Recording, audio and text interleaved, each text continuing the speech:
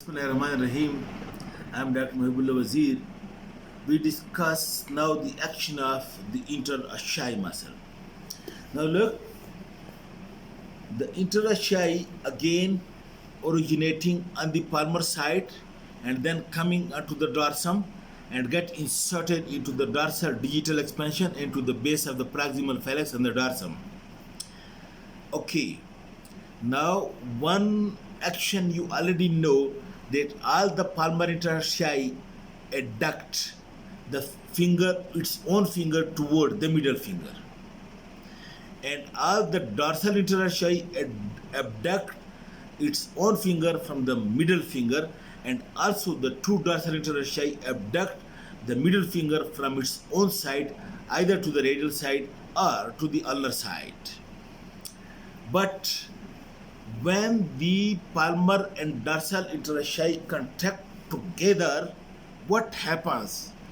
The adducting and abducting effect of the interosseous is being cancelled, and then the interosseous is passing anterior to the metacarpophalangeal joint, as any muscle anterior to the joint is flexor, so flexion at the metacarpophalangeal joint, while because the interosseous are being inserted into the extensor tendon, that's why through this extensor tendon they extend the interphalangeal joint. That is this action, flexion at the metacarpophalangeal joint and extension at the interphalangeal joint.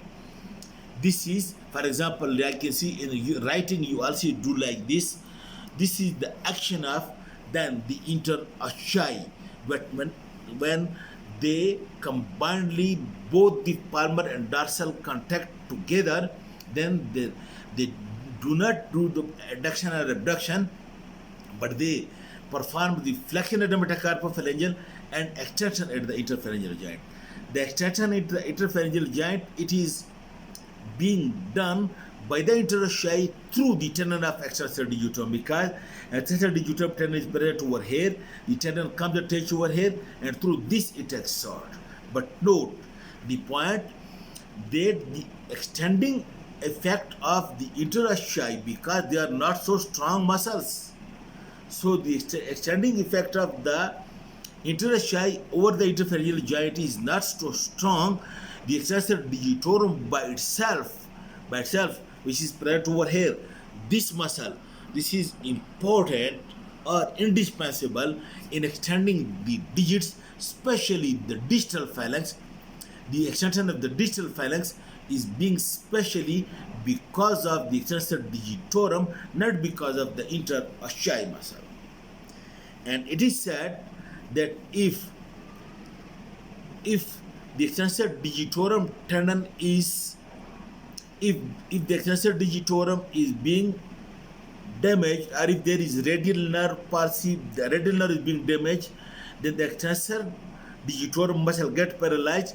That what happens, the extension at the phalanges by the interosseous is not so forceful as being done by extensor digitorum its own. And then what happens, if there is ulnar nerve damage or paralysis and the interosseous when gets paralyzed, then what will happen? That the extensor digitorum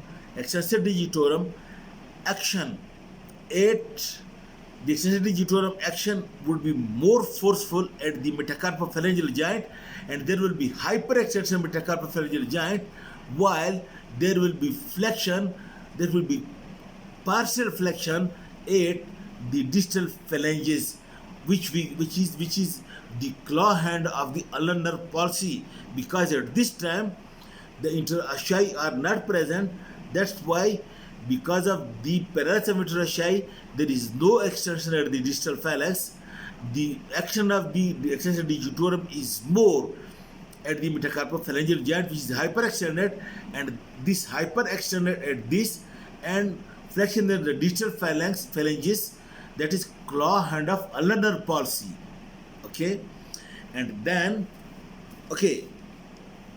this is about the interosseous, but for the undergraduate it should be simple that the palmar adducts and the dorsal abduct, and when actin combined together, they flex at the metacarpophalangeal and extend at the phalangeal joint. And the more detailed discussion, then it is actually for the postgraduate if they listen to it.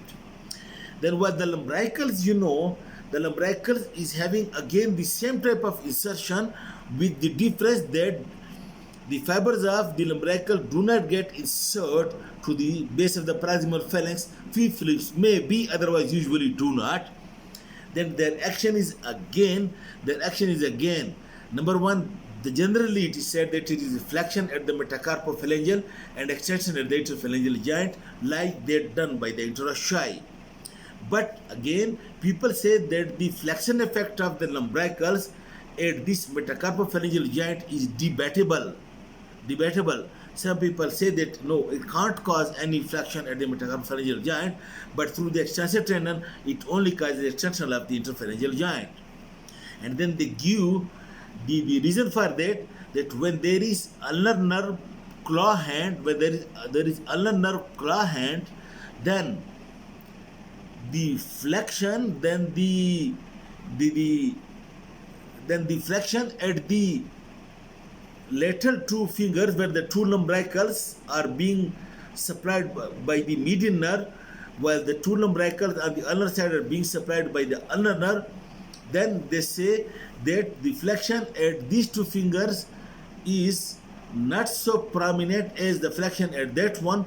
That's why they say, anyhow, that they give it as a reason for that the flexion at the metacarpophalangeal joint is debatable, but generally it is also the action of lumbricals to flex at the metacarpophalangeal and extend at the interphalangeal joint.